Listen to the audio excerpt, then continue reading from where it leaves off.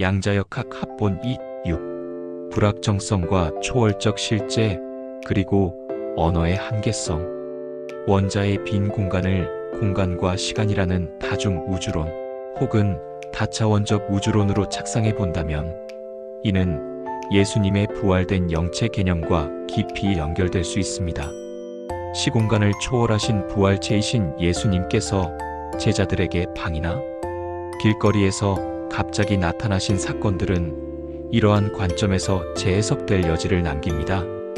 물론 이러한 기록들은 신비하고 신화처럼 치부되기도 하지만 양자역학적 사유의 지평에서는 인식의 한계를 뛰어넘는 의미를 지닌다고 볼 수 있습니다. 19세기의 신학자들이 당시의 과학적, 철학적 인식으로는 결코 상상할 수 없었던 시공간, 초월적 존재로서의 논리적 가능성이 바로 그것입니다.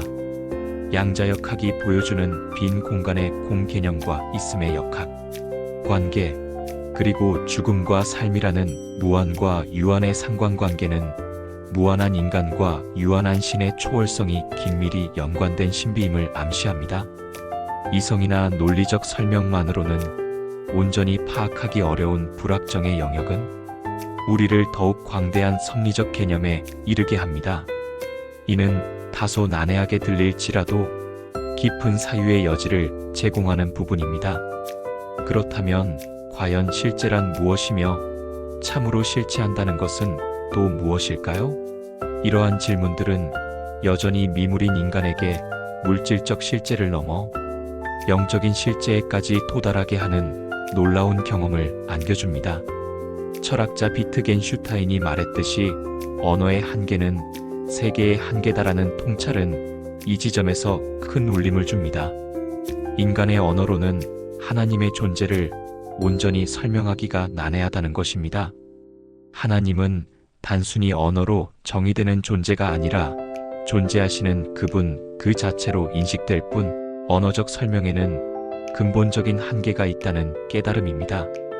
그러니 우리는 그분의 실제하심을 여전히 완벽히 알지 못하더라도 오직 믿음으로 바라볼 수밖에 없습니다. 7. 새로운 패러다임과 그 양자적 실제를 재정의하다. 뉴턴 물리학이 고전으로 정립된 이론이었으나 그 후 양자역학의 불확정성은 새로운 패러다임과 혁명적인 구조를 열어주었다. 물리적 현상을 이해하려는 가설들이 사유의 영역에서 비롯된 것이므로 그것이 단순한 물리적 이해인지 깊은 철학적 사유인지 그 경계가 모호해지는 경우가 있다. 이는 철학이라는 분야의 본질과 물리적 실제를 사유 방식을 통해 규명하는 과정의 특성 때문이기도 하다. 이처럼 물리학과 과학의 경계를 넘나들며 철학적 사유로 규명하고자 하며 때로는 인문학을 비롯한 종교 그리고 실생활에 밀접한 반도체 기술에 이르기까지 불가분의 관계를 맺고 있는 것이 양자역학의 폭넓은 영향력이라 할 수 있다. 이는 종전의 뉴턴 물리학이 제시한 단일 결정론에서 벗어나 불확실성의 새로운 양자적 세계를 규명한 것이기 때문이다. 우주의 거시세계와 양자의 미시세계를 아우르는 분자와 원자를 비롯하여 핵을 중심으로 하는 양성자와 중성자 그리고 전자를 포함한 무수한 입자들이 재발견되고 있다. 그리고 빛과 운동을 비롯한 실제를 이루는 기본 단위들은 오묘하게도 입자이면서 동시에 파동이라는 두 가지 고유한 성질을 지닌다. 하이젠베르크의 불확정성 원리가 반영하듯이 이들의 위치와 운동량은 동시에 정확히 측정될 수 없다는 것이 물리학적 규명의 난제임은 틀림없다. 미시세계조차 마치 깊은 철학적 사유와도 맞닿는 오묘함이 깃들어 있다. 상대성 원리를 창안한 아인슈타인조차 처음에는 양자역학을 받아들이지 않았으나 점차 실험을 통해 검증되며 그 타당성을 입증하기에 충분했다.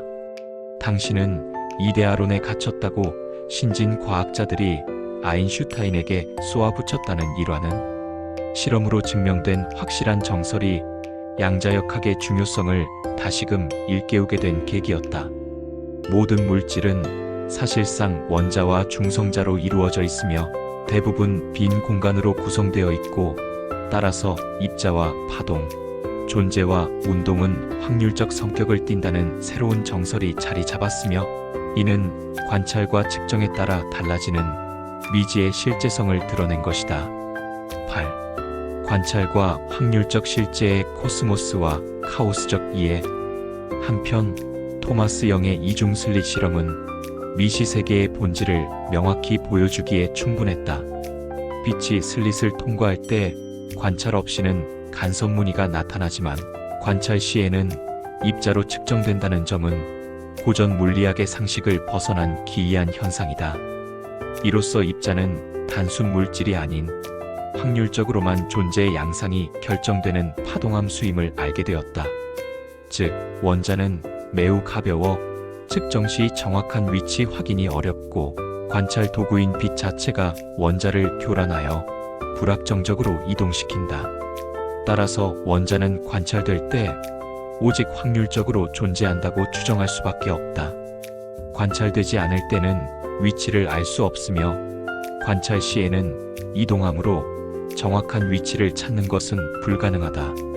다만 특정 확률 분포 안에서 존재할 것이라는 예측만 가능하다. 결국 이러한 물리적 실제는 고정되거나 확정된 것이 아니다. 관찰과 측정 조건 아래 확률적으로 나타나는 특징을 지니기 때문에 존재 자체가 근본적으로 불확정적일 수밖에 없다. 이는 우리가 경험하는 세계가 엄격한 질서인 코스모스와 예측 가능성만으로 이루어진 것이 아니라, 불확정성과 무작 위성인 카오스가 끊임없이 상호작용하며 복잡하게 얽혀 있음을 강력히 시사한다.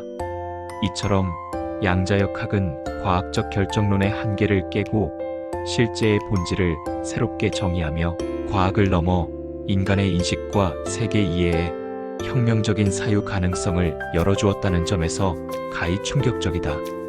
양자역학에서 드러나는 불확정성은 단순히 미시 세계의 물리적 현상을 넘어 인간 사고를 전제로 신비로운 철학적 사유의 지평을 넓힌다. 이는 존재의 유한성과 무한성, 그리고 우리가 경험하는 모든 실제의 불확실성에 대한 근원적인 질문을 던지게 한다. 나아가 예측 불가능한 확률적 세계의 이면에 존재하는 거대한 섭리의 가능성을 탐색하며 신앙에 이르는 깊은 통찰을 제공하기도 한다. 9. 초월적 실제와 언어의 한계를 넘는 영성에 대한 이해. 이런 면에서 미시세계 양자 실제의 확률적 성격은 코스모스와 카오스의 관계를 보여준다.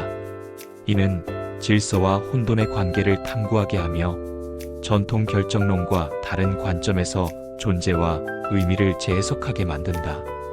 불교 철학에서 이미 오래전부터 물질은 빈 공간이며 오온은 불확실하고 공이며 헛개비와 같다는 논리를 제시했고, 이러한 주장은 양자역학에서 원자와 입자가 확률적으로 존재한다는 사실과 흥미롭게 맞닿아 있다.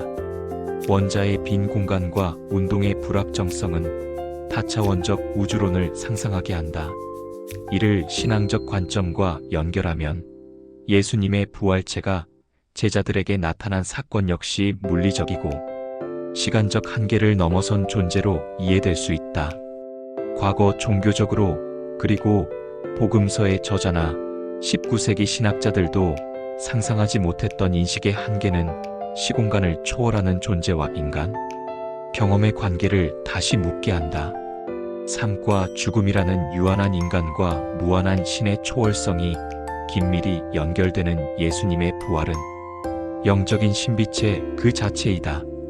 이런 면에서 불확정성과 확률적 존재성은 단순한 과학적 사실을 넘어 하나님의 섭리적 의미를 제공하기에 충분하다.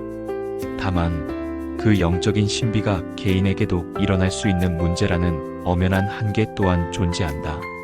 한편 비트겐슈타인은 언어의 한계는 세계의 한계다라고 말했다.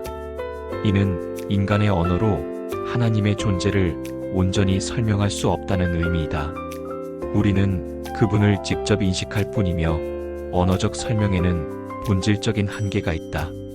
그러므로 불확정성과 확률적 실제성 이해를 통해 인간은 그분의 존재와 섭리를 믿음으로 받아들일 수밖에 없는 것이다.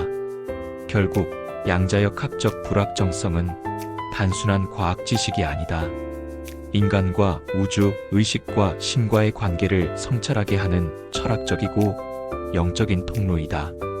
확률적 실제성, 측정 한계 속에서 우리는 우주의 질서와 혼돈, 존재와 인식, 신과 인간의 관계를 동시에 느끼며 존재와 신비에 대한 깊은 깨달음을 얻는다.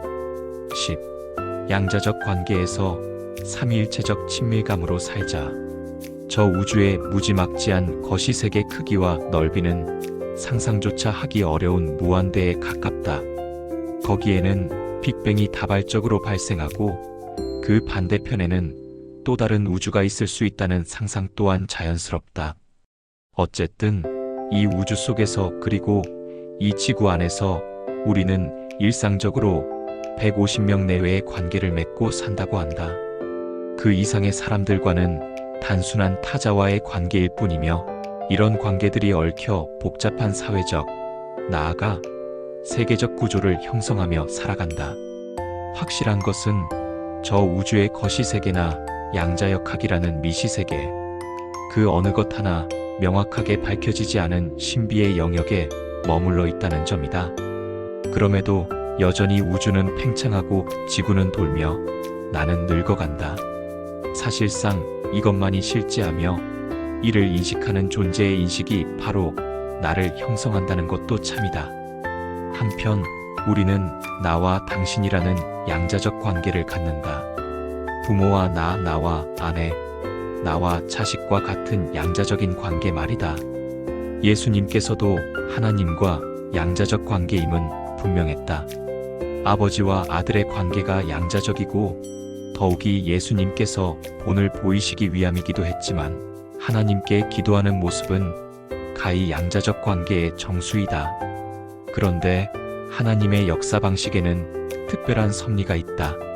하나님께서 예수님을 세상에 보내시고 그 언약의 말씀을 이루시며 완성하시는 구속사적 사건, 즉 십자가에서 하나님의 아들이신 예수님께서 죽으신 사건이다.